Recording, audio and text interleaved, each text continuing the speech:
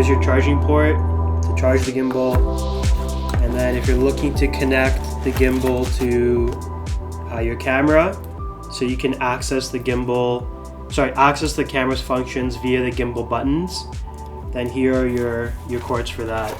So depending on what type of camera input you have, you just connect this to the camera, the other end goes into the gimbal port, and you're good to go. Okay, so here's the main gimbal.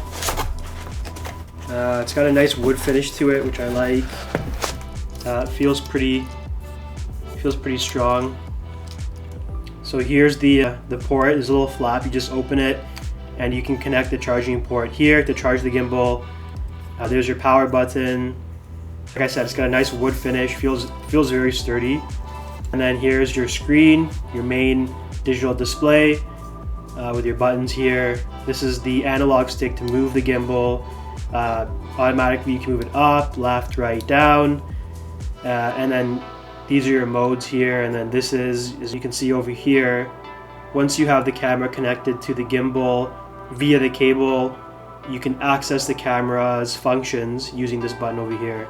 So you can see if you press it, there's a video button, and then I'm assuming if you press it one more time, it'll switch to the camera for taking photos.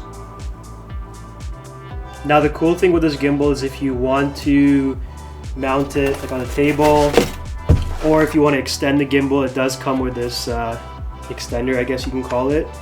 So just screws in the bottom here, kind of tighten it like that,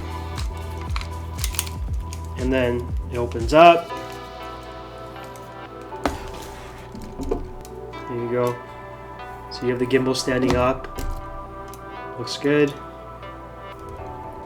As you can see, it does come with the plate as well, which would go basically here. This connects to the bottom of your camera, and then you have the lens mount, which would go over here like that, so the camera lens doesn't fall out.